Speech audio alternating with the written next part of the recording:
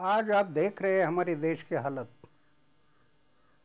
एक तरफ हिमालय जैसी पहाड़ी बन गई कर्जा के इस देश पर। लिए कर्जा का ब्याज भरने के लिए पैसा नहीं, हम सोना गिरवी रख रहे हैं। इस स्थिति में ये देश चला गया है। दूसरी तरफ विषमता इतनी बढ़ रही है, गरीब और अमीर का फैसला इतना बढ़ रहा है। कई लोग सिर्फ खाने के लिए जी रहे और कई लोग जीने के लिए खा रहे। कई लोग क्या क्या खाऊं इसलिए जी रहे और कई लोग क्या खाऊं इसलिए जी रहे। और फिर भी हम कह रहे हैं कि भारत मेरा महान। तो ये स्थिति जो बन गई इस देश की, इसके लिए जनप्रतिनिधि, ऑफिसर, कई लोग जिम्मेदार है, लेकिन उसके साथ साथ हम भी जिम्मेदार है। आज देश में जो भ्रष्टाचार बढ़ गया, दुनिया में हमारी बदनामी हो रही है भ्रष्टाचार के बारे में, और भ्रष्टाचार के कारण सामान्य लोगों को जीना मुश्किल हो रहा है। पारिवारिक लोग ये भ्रष्टाचार के कारण जो महंगाई बढ़ गई, उनको अपना परिवार चलाना मुश्किल हो रहा है। इसीलिए मैं अपने जीवन में 25 साल हो गए महाराष्ट्र में भ्रष्टाचार को मिटाने का कोशिश करते आया। और ये कोशिश करते करते महाराष्ट्र में 6 मिनिस्टर घर गए, 400 ऑफिसर घर गए, 7 कानून बन गए। लेकिन हमारे देश की हालत देखते हुए देश का भ्रष्टाचार को कम करना है तो जन लोकपाल बिल जैसे कानून आना जरूरी है। आज 1 साल हो गया ये जन लोकपाल बिल लाओ, कानून बनाओ, सरकार के पीछे पड़े हैं, लेकिन सरकार की मंशा नहीं है। भ्रष्टाचार मुक्त भारत निर्माण करने की सरकार की मंशा नहीं है। हमारे देश में पहली बार ऐसे हुआ, उत्तराखंड में जो लोक आयुक्त बिल आया और लोक आयुक्त का कानून बनाया। सशक्त कानून क्या होता है वो आप देखेंगे। तो ऐसे सशक्त लोक आयुक्त और लोकपाल ये दोनों इस देश में आ गए तो करप्शन खत्म होने में समय नहीं लगेगा। तो मेरी विनती है कि जिनको वोटर देना है, जिसको वोट देना है अपने, उनको पूछो क्या आप लोक आयुक्त लाने के लिए तैयार है? जैसे उत्तराखंड में लोक आयुक्त बिल लाया, ऐसे आप लाने के लिए तैयार है? पूछो नहीं। मैं तो कहूँगा कि एफिडेविट करके ले लो उनका कि मैं, हमारी पार्टी चुनकर आने से हम लोक आयुक्त, सशक्त लोकपाल लोक आयुक्त बिल लाएंगे। लोक आयुक्त बिल में जैसे उत्तराखंड का लोक आयुक्त बिल है, ऐसे हम भी लाएंगे। ऐसे उनका एफिडेविट करके ले लो। क्यों ना ले? आप मालिक है ना, सेवक को भेज रहे हैं ना सेवा करने के लिए। तो सेवक जब सेवा करने के लिए आप भेज रहे तो एफिडेविट करके क्यों नहीं लेना मालिक ने? वो उसका कर्तव्य है सेवक का।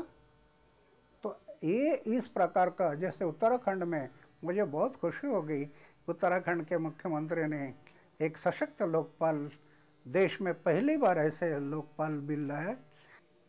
ये जाति पाति धर्म वंश पैसा इसके तरफ मत देखो, इसके कारण हम बर्बाद हो गए।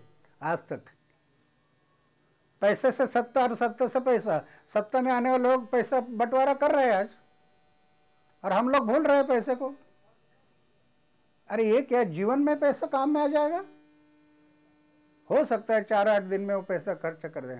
पैसे की तरफ मत देखो, देश के बारे में सोचो, समाज के बारे में सोचो।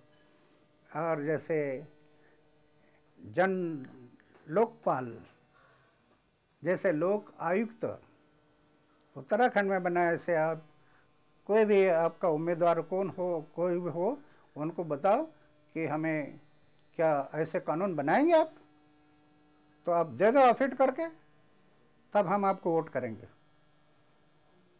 नहीं तो वोटिंग नहीं देंगे। जो भी पार्टी करती है हमें वो ये देती है आश्वासन कि हम बनाने के लिए तैयार है, ये मेरा एफिडेविट है, उनको दे दो वोट, तब ये राज्य का बदलाव आ जाएगा और ये राज्य में भी आगे भ्रष्टाचार मुक्त राज्य होगा, उससे ही भ्रष्टाचार मुक्त देश बनेगा। हम लोग जो आंदोलन कर रहे हैं, आंदोलन के माध्यम से कुछ न कुछ तो परिणाम हो रहा, लेकिन साथ साथ भ्रष्टाचार को मिटाना है तो एक महत्वपूर्ण रास्ता है, भ्रष्ट लोगों को वोटिंग मत करो। जब तक आप भ्रष्ट लोगों को वोटिंग करेंगे तब तक इस देश में, इस राज्य में भ्रष्टाचार रहेगा, वो खत्म नहीं होगा। वोटर के हाथ में है ये सब, मतदाता के हाथ में है। जब मतदाता सोच समझ कर वोटिंग करेगा, पक्ष और पार्टी को मत देखो, अभी अच्छे लोगों को भेजो, वो सत्ताधारी में बैठेगा या विरोधकों में बैठेगा, कहीं पर भी बैठने दो, लेकिन ये लोकशाही के जो पवित्र मंदिर है, विधानसभा और लोकसभा, ये लोकसभा के पवित्र मंदिर है, उसका पवित्र अगर रखना है तो पवित्र लोगों को भेजो, अच्छे लोगों को भेजो, अच्छे विचार वालों को भेजो। अगर ये बुरे विचार वालों को आप भेजेंगे तो ये मंदिर का पवित्र खत्म हो जाएगा और भ्रष्टाचार राज्य से, देश से नहीं मिटेगा। आपके साथ बात करने के लिए मैं खुद आना था, लेकिन मेरी तबीयत बिगड़ गई, क्योंकि 10 महीना में 4 बार मेरे अनशन हो गए और प्रकृति ने साथ नहीं दिया। अभी हॉस्पिटल से मैं बाहर आया, लेकिन विश्राम करने की ज़रूरत होने के कारण मैं सफ़र नहीं कर सकता। इसके कारण आपसे मैं बात करने के लिए आपके साथ आना था, मैं आ नहीं पाया, इसलिए आप सबके मैं क्षमा चाहता हूँ।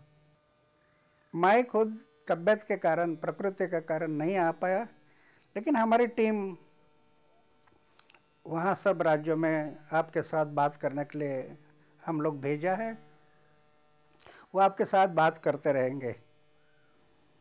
हाँ, ये कोई हमें किसी से वोटिंग नहीं मांगना, नहीं कोई सत्ता में जाना, ना किसी से कुछ लेना।